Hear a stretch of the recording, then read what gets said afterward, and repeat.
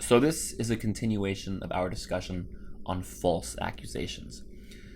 The issue of false accusations is a common issue that MRAs bring up when men are falsely accused of sexual assault or domestic violence. And the reason why MRAs bring this issue up so commonly is because false accusations are, in fact, very common. Even though there is a lot of debate to the contrary, false accusations are more common than many people think. And many people don't appreciate just how damaging a false accusation of domestic violence or sexual assault can be. Even if a man's name is cleared, it can still have long-term or lifelong implications and consequences that will negatively affect him. And of course, many accusations are never quite completely cleared, and many men have to spend lots of money and many years trying to clear their name, which of course can affect their education and or employment. And the scary thing about this is it can happen to a man even if he does nothing wrong. A man could be going to school or going to work and not do anything, and then find himself a victim of a false accusation. And this can obviously have devastating effects. So men can't even pursue education or employment, even if we do nothing wrong. Even if we just mind our business and just live our lives, something can happen that derails your entire life for the rest of your life. I mean, it's more than just a disadvantage.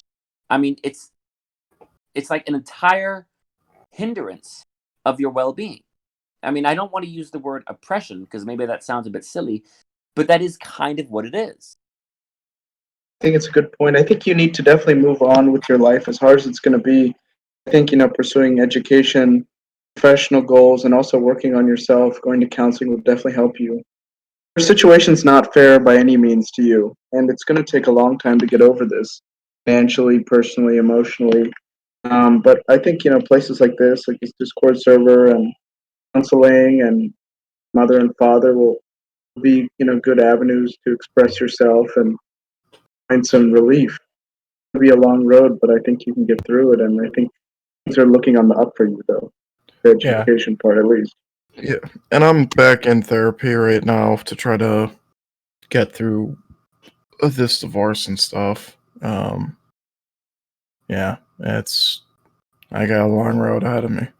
If you ask any men's rights activists of why they are men's rights activists, most of them, from what I hear, they experienced bias. They see bias around them and to themselves, but not bias against someone else. That's the reason why I'm a men's rights activist. That's why my brother's a men's rights activist. Because of things that actually happen to us. It's not because we're reading these blogs and being brainwashed. It's because we're personally affected in our real lives. Boxed me 1 year ago. Do you think there's any disadvantage of being a man? I didn't research till I was actually assaulted, but you would say no. But when you experience bias, you would actually know. You would see the reality. And that's why the men's rights movement is growing so quickly, because it's actually affecting people all the time. And when someone's affected by something directly, they really can't deny it anymore. Yeah, because it's a general thing for people here to contact politicians and stuff and tell them about these laws and issues and try to change it. The more people who try to change it, the more likely it is that we can reduce the extremely biased laws as we saw. My brother is writing on the keyboard at the moment. He's going to put on the general chat about his experience of his red flags. He cannot talk because he's deaf. That's good, he has you to interpret then. Yeah, it's a long story though, so he prefers to type it. Yeah, so they can type it down and we can look over it once it's done. Anyone else have any stories or anything else they want to say about? I wanted to address something that was brought up a little while ago. So it was mentioned earlier that this is the reason why people are men's rights advocates. I find myself in a very strange position because I was violently attacked by a woman, and I asked basically all of Reddit and the internet what help we can give. I've gotten support from people who are MRAs and feminists, and I'm active on both sides of the internet basically, and they're usually pitted against each other. And I don't want to I basically want to say, as unpopular as it might be in this form, it's not all feminists are like man-hating evil people. I've gotten a lot of wonderful support, but it is difficult. There are a lot of people who are ideologically bent and very bitter on the feminist sort of side of it. And there's a post I made on Reddit on slash Ask Feminism, where most of the upvoted comments are very disparaging towards me and are full of victim blaming and whatnot. However, some of the leaders of that community, one in particular, and other people who frequent it who are feminists came by that and basically went, "What the hell is wrong with all of you?" So that camp is very divided, broken, and not everybody is out to hate men. And there is a good discussion that's being had on that side by some on how men have been left behind in equality. Because I have sat so long on both sides of the fence, kind of, I think that a better path forward would be to open a dialogue and try to engage. I know it's hard. And unfortunately, a large part of the problem are the ideologically bent people. Like most of the women in my case, that's like most of the administrators, that's why they discriminated against me. It was horrifying, and the fact that a man could be victimized was unconscionable to them. One of the deans in particular, Dean Palder, is aggressively anti-male. However, there were a small handful of students who were supportive of me on campus, and what they were appalled by is they considered themselves feminist and they saw the double standard for what it was. I kind of wish I don't see what men's rights advocates want as antithetical to feminism, like a lot of feminists tend to say. I think at the end of the day, what we're talking about is egalitarianism and basic, universal, equal human rights, and a fair system in which evidence and human decency and caring was actually given to every party involved equally. And that is not how it works right now. It is very canted against men and for privileged people. But I don't know if there's like any sort of point I wanted to make. It's just something I kind of wanted to say in response to that, because like on the side of my Discord here, I'm in the MRA Discord, I'm in the human rights Discord, and then right underneath that, I'm in 2 or 3 feminist Discords that have also supported me, and one podcast that's a feminist Discord for male sexual assault victims that had me on. So I sit in this weird camp where I'm in both sides of it, and I guess I sometimes feel like I'm in the middle of this ideological war, and I'm like, can't we all just understand that what we really want is everybody to be treated fairly? The minority of feminists are the ones who cause the most damage. They're the minority, but because they're the most active, they have the most influence and they have the most effect. So it's really, whatever the percent, 5%, 10%, 20%, whatever it is, the minority of feminists are the ones who have the most resources and the most influence. So even though they're the minority, they have the most effect. So they're the ones. Not only that, but the majority of feminists don't do anything about these supposed ideologues who do hate men and do help create these laws and policies. And if they were trying to maintain any kind of decent movement that they truly believe in, surely they should be doing that. And they don't. I think part of the police these people. Part of the problem is I think they're brainwashed. They believe that, MRAs are misogynistic. And if you're anti-feminist, you're misogynistic. They're not aware of some of the facts that we know about. Let alone they are not even aware of what equal rights are about and what the movement of feminism is even about. They're putting this false victimhood, that's what we could say. Well, plus another issue that I have. Do you want to read out your thing? Or do you want to read it out? What it says is, I was looking for a girlfriend since I was attracted to women. I couldn't find a girl to talk to till 17. I wasn't attractive, I had no money, but she didn't ask for more. I'm engaged with the same woman. My first relationship and my last. After I got a job, women started coming after me, trying to convince me to split with my fiancé. They would bribe me with their life. Even the girls I asked out and got rejected 15 years ago started rushing to me. I would recommend not to love someone when you're in your best times. Trust the ones who are in your deepest parts, and love the people who are actually helping you, not the ones who suddenly appear. Do not rush, take your time, know if they're real. I didn't know my fiancé was going to be with me a decade ago. We know each other since we were 11. We started to be closer at 16. We became a couple at 17. We got engaged last year. I've seen so many men rush out. We're desperate. Especially in the bad chapters, I'd rush to ask out a girl when I was 13. So I guess that's, wait. Be careful not to go for someone who's just there because you're rich. Basically, that's what my brother has experienced. Well, plus another issue that I have with the feminism movement is, and this has been an issue, is that from what I've seen out of the feminism movement is that in my case, is that a lot of people will rush to the girl's aid. However, they refuse to listen to the guy's side of the story. And it's you're condemned until proven innocent here in the United States for the guys.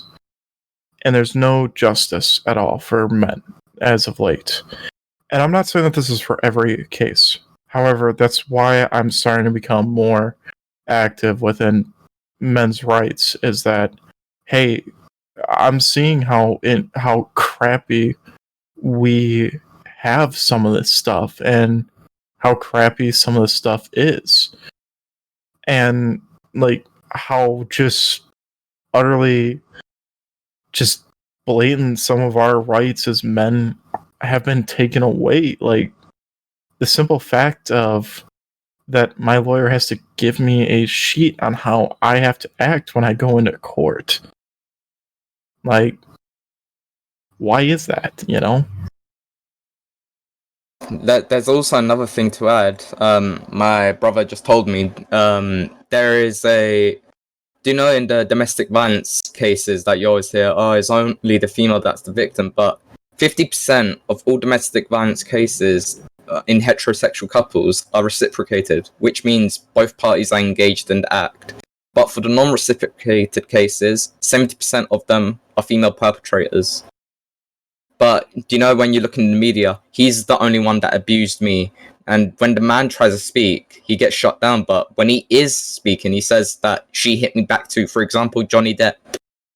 It was honestly so triggering to, and I know it's usually a feminist term, triggering, but it was honestly triggering for me to listen to the deposition that just recently got put online from Johnny Depp describing his abuse, the violent abuse that he suffered, because I've been in that situation before. You know, and like all the things that she did was direct physical assault. And for the longest time, nobody called it out on what it is. And even today, now that it's become a somewhat mainstream topic to understand that Johnny Depp is the victim, a lot fewer places cover that story compared to when it was the other way around. It's just that undercurrent of social gender normality, that men are always the aggressive party and never the victim, is just so pervasive that people don't want to hear the other side. And you know, it's part of our legal system. And all of you guys are right. There's a minority of feminists who have political agendas, who have political power, who utilize that, you know, as sort of a pontificating place to exert power. Happens a lot in university system. That's usually what we talk about, but it's in other places too. You know, and trying to get these sorts of things changed is going to take a Herculean effort.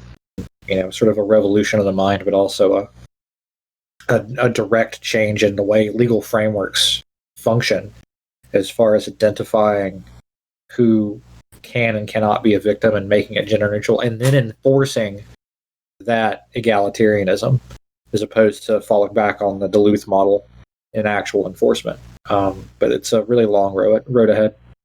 I mean, I point my finger at toxic femininity, since toxic femininity, one trait of it is always being seen as the victim, never the violent one. You know, we can't do any harm, we're too weak, or this or that. You know, when they actually abuse someone, they use that toxic femininity card. You know, they say, oh no, I was abused. Like, possibly they're lying, but everyone believes it because they're a woman. Toxic femininity, because you get my point, right? Like, oh, absolutely. And what's really frustrating is that I'll sit here and I before all this happened, I did a presentation on this at my university. Women absolutely can be violent. They do have the capacity to do damage to, lethal damage to anyone. Women have been soldiers. Women are capable soldiers. Women have been soldiers in antiquity. Women can be every bit the violent hunter that a man can, and that is equality. That is the type of equality that feminism in the 60s and 70s fought for people to recognize.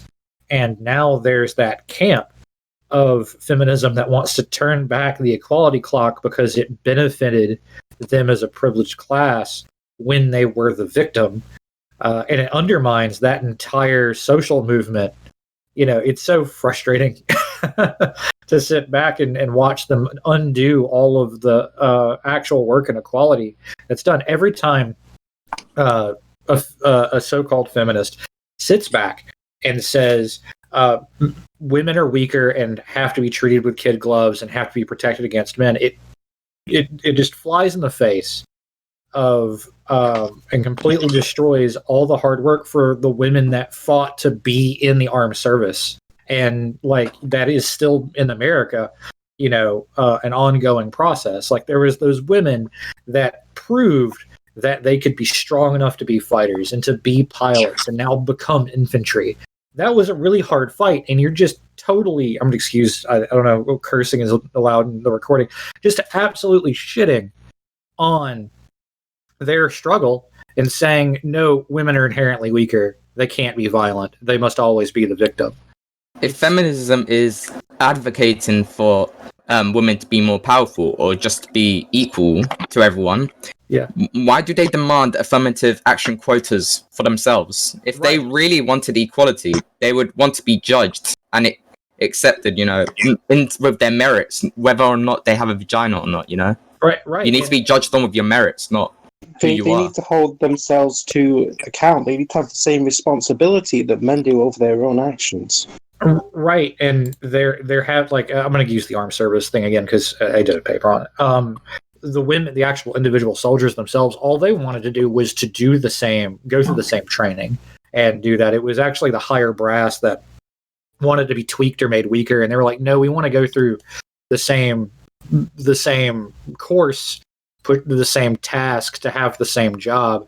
But just like you said earlier, the actual Joe Blow people on the ground wanted just normality. It was all of these other people that got involved that had political agendas to try to like insert all of these other requirements and things that hurt other male soldiers and stuff like that, and they didn't want that. They just wanted to be able to do the job. And I think that ultimately toxic feminism damages the work that feminism does. I guess that's what I'm just trying to say. That they hold back their own movement and destroy their own credibility by doing that. And I think most of the people who do that, they just want power by itself. It's just this is the movement, the audience in which they play that part. Whether or not it's running top line. Nowadays, feminism is like all about superiority, and it's really hard to notice the equality part, what it was meant to be.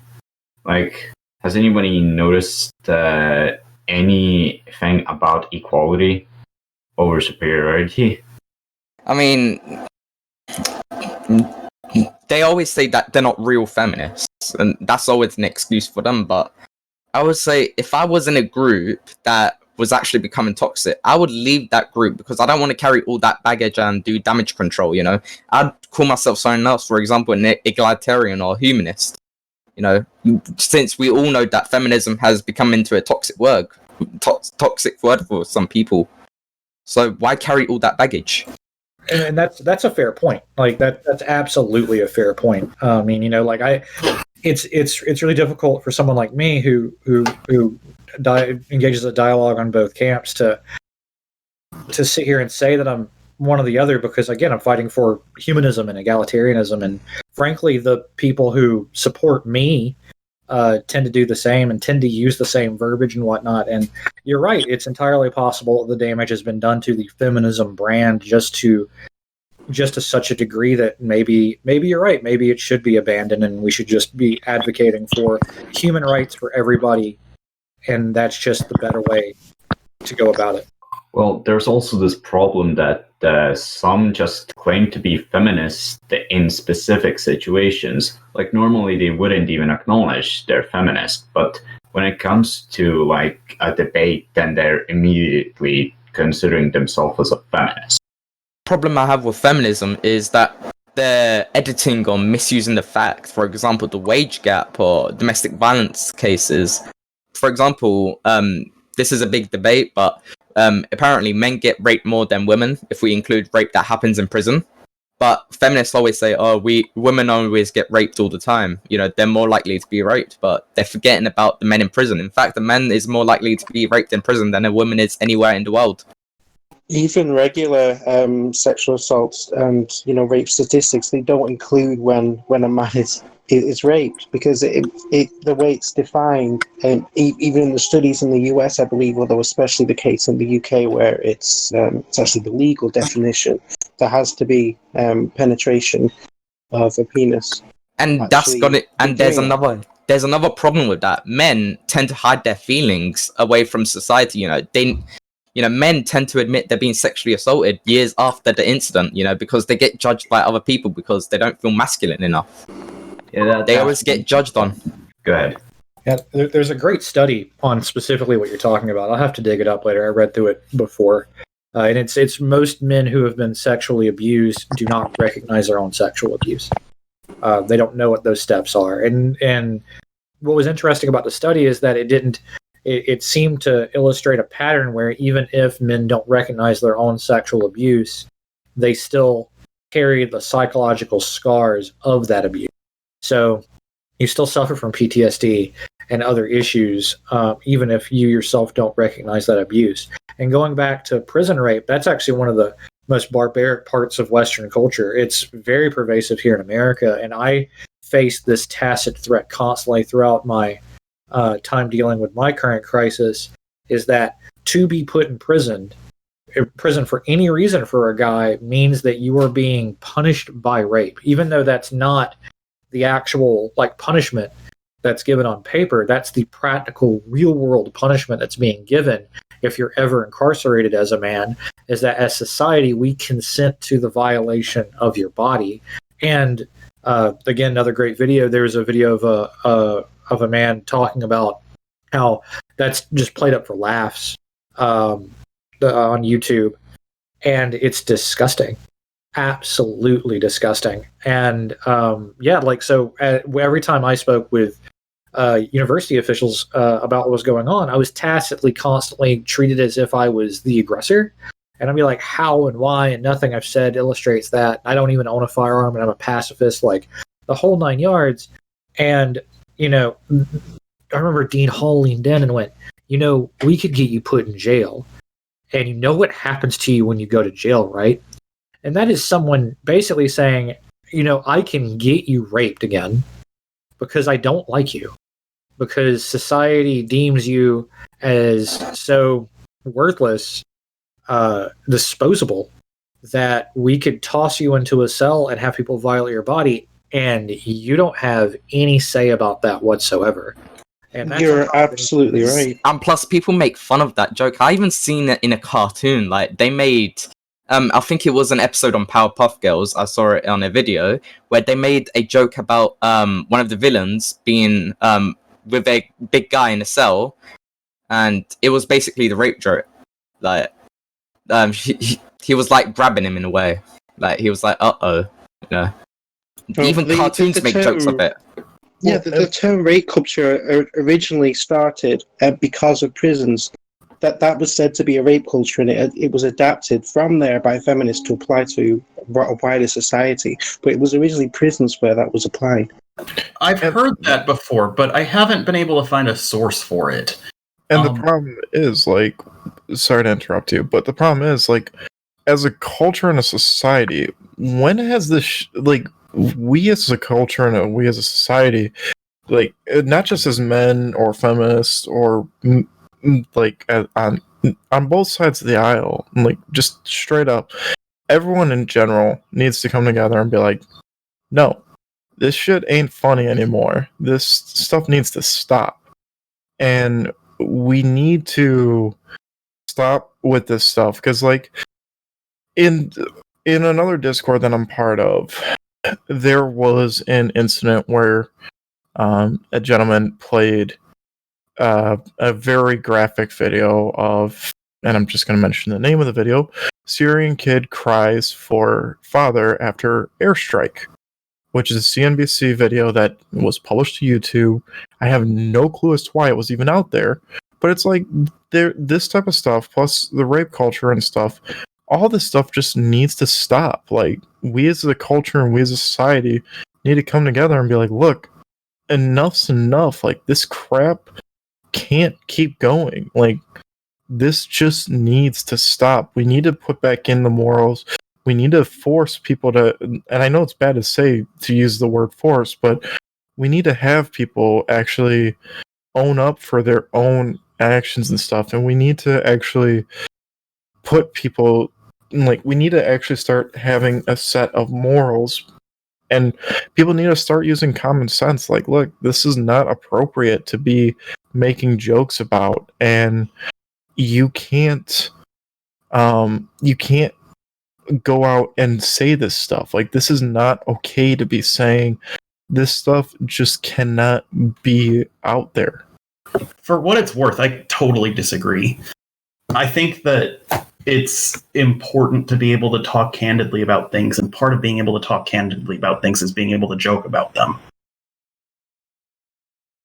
And sometimes people don't even understand the concept of a joke.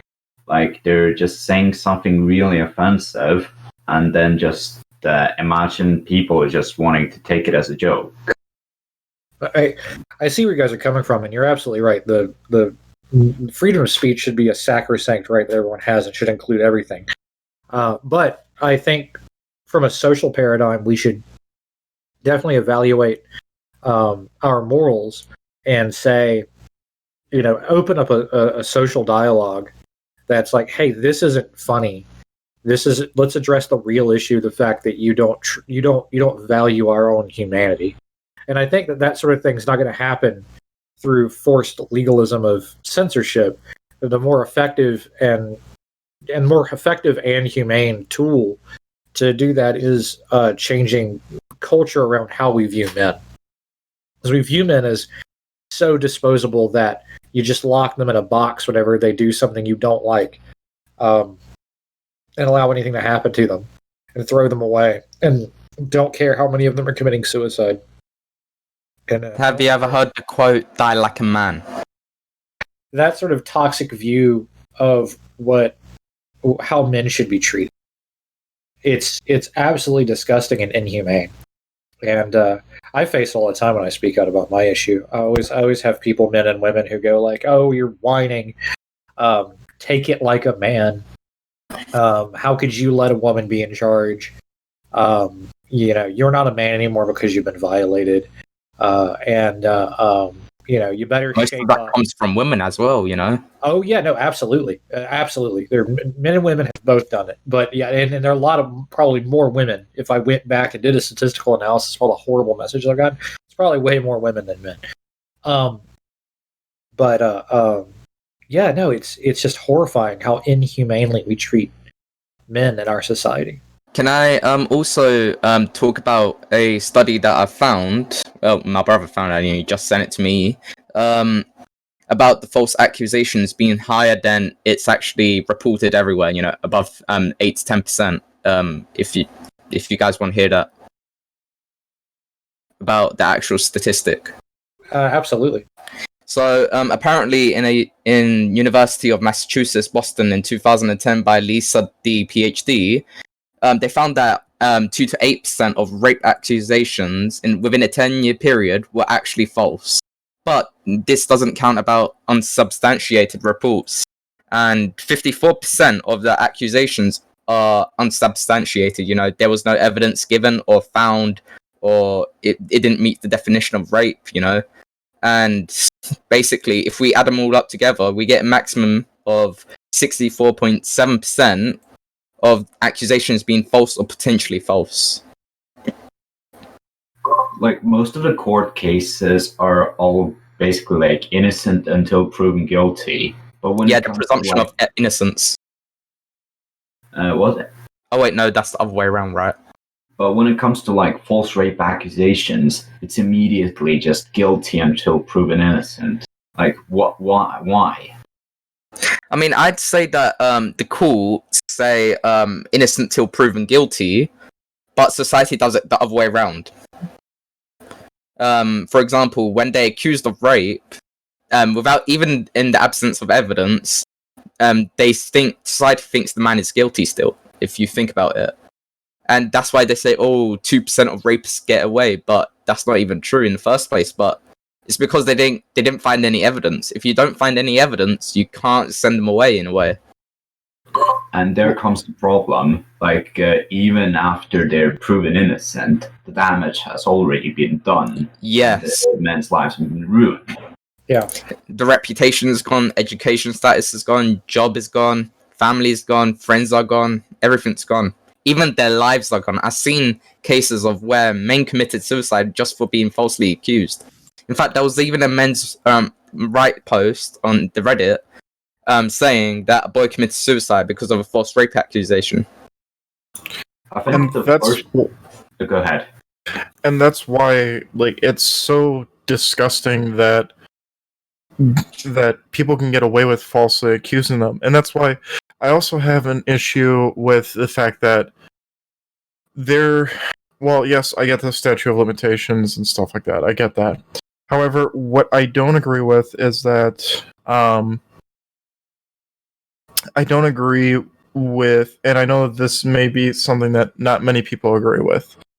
However, I understand people are afraid to come forward, like both sides of the aisle are, when they are sexually assaulted, both men and women. Both sides of the aisle are. It's never an easy decision after the issue, after you've been sexually assaulted. It's never is. However, what I don't like to see, and what's been appalling, at least for me to see, is that like these people that are celebrities and stuff, some of these cases have been like 50, 60 years past the incidents, or have been way beyond that point. Like, they're old incidents, and then the media portrays it as if it's a fresh incident, and you have to wade through the muckiness of the media and how that stuff gets portrayed. And yeah, it is something that needs to be considered, is the statute of limitations and stuff like that. However, again, when it comes to anybody that gets raped and stuff and when it comes to allegations and stuff, it's so wrong, because like in our society here in the United States, I can't speak for other countries, but if a woman's accused of it, pretty much nothing happens at all. Like, it doesn't make major headline news, doesn't do anything like that. However, the moment a guy is accused of it, it gets spread like wildfire. And then, boom, that's pretty much his whole career gone up in just one instant. And it's quite odd that even after that, the media doesn't give it. Can I also just add that I'm not going to be supporting anyone on this, but have you heard of what Cardi B has done? Yeah, Cardi B. And the same people were angry of something that happened years ago with Bill Cosby. And I'm not protecting the guy. He done bad stuff, but the same people who were mad at Bill Cosby for something that he done years ago, now, you know, they don't do the same for Cardi B. It's absolutely ridiculous. Have you guys heard of what she's done? There was a video surfaced 3 years ago of her admitting to drugging and robbing men after they think that they were going to have sex with her. And the same woman, the woman protecting her, saying it was years ago and she had to make a living, it was the past. But the same woman that said that in the blog were also being mad at Bill Cosby for what stuff he did years ago. You know, it's kind of double standards for me here. No, There's you're, I see that. the issue that women are believed no matter what, and even with copious evidence, people here talking who were raped, and there was very clear evidence, such as the other person admitting it, aren't believed. There's often a big issue of bias, which affects both false rape accusations and rape, that even when there's clear evidence, you're not believed if you're a man, and if there isn't clear evidence, you're believed even if there's very little if you're a woman. right. Yeah, no, you just summed up the last 4 years of my life. But yeah, I think you guys are touching on a lot of the right subjects. There's a term for how mostly men are treated when they become isolated and lose everything. It's called cancel culture. I'm sure you guys are all aware of the term. Yeah, I experienced that. Yeah, cancel culture is so toxic, and that's what happened to me too. As soon as I came out about my sexual assault, I was canceled and became incredibly isolated on campus and around campus. And I had it affect people that weren't even attached to the campus, because I did not grow up near where the campus was. I didn't grow up in Atlanta. I grew up in a smaller South Georgia town. Just the mere idea that I was the victim or anything like that happening caused almost everybody I knew from my hometown to just block me immediately. Like, it was just done. And it is everything that's wrong, everything I learned in grade school that's wrong with a vigilance committee, except for put on the internet. I remember very distinctly learning that back in the Wild West, we had these things called vigilance committees, and they were wrong because whenever they were angry at someone of the slightest accusation, they would take them and they would hang them in front of town, and then it would turn out none of it was true. And that's why you can't have vigilante justice. Well, now we have vigilante justice, except for it's a bunch of keyboard warriors and gossipers, and they will go to extreme lengths to ruin someone's life. A lot of the harassment and death threats I faced were not people who were directly associated with my attacker. A lot of them were people who, through the toxicity of cancel culture and the telephone game, think that they're being the good guys by calling potential, employers and telling them that I was a sexual predator. Actually happened. Or on behalf of my attacker, volunteering and then conspiring to find out where my new address is by stalking a bar that I frequent, and then trying to ask all of my friends there where I lived and eventually approaching me. Crazy crap like that. And then, report bombing my GoFundMes when I was homeless, so I was cut off from resources. All of that insanity is a part of that toxic cancel culture where people feel like, without any real evidence, only because it makes them feel superior in the moment and a part of a group dynamic, to be a part of something bigger than themselves, will go out and make someone else's life a living nightmare. I haven't really understood, why do people around me, even in a 100-kilometer radius, believe that feminism has done good to the society? When I used to ask people, what has the feminism done good? They brought up drawing attention to the wage gap. And I was just told that this guy can answer for you and this guy can answer for you, but no direct answer. I mean, they always blame sign on the mystical boogie monster called patriarchy. I mean, if it was patriarchy, we'd be benefiting from it, but we're not benefiting it from here, We are, in fact, suffering more than women, from child custody, from societal factors, legal factors, it's not benefiting us. This is not patriarchy. It was even hard for me to prove my point when people found out I was an MRA, because instead of attacking the argument, they started attacking me. When I said that men have it hard, they brought up you would support people like your father, or who didn't care about you. I was like, what? I mean, I could also agree with that, but they always take it, personal. They always jump to conclusions. For example, when I say I'm an MRA, they say, "Oh, you're against feminism. You're sexist." They claimed feminism claimed the monopoly on equality. Even though actions speak louder than words, they actually went against men multiple times. They went against fathers' rights. They went against male issue conferences. They done multiple things. They made policies harmful to men. Actions speak louder than words. The definition has nothing to do of what it's practiced with. For example, if you look at communism, if you look at the definition, it's about everyone's wage being equal, but they never explain of the oppression that was done in communism. They never told them who was speaking out was killed. Feminism, in some dictionaries, say that is for equality, but I don't care of the definition. I care about how it's practiced. I used to like the ideas of communism, but when someone found out that I liked the ideas, they immediately thought I was a bad guy for immediately just liking communism and just started calling me a communist for no absolute reason. I mean, it's a complicated thing. I don't know much economics, but they always love their definition instead of how it's practiced. It's ridiculous. You bring up a good point, and it's I feel bad because now I'm being recorded and I can't think of the right names and the right terms.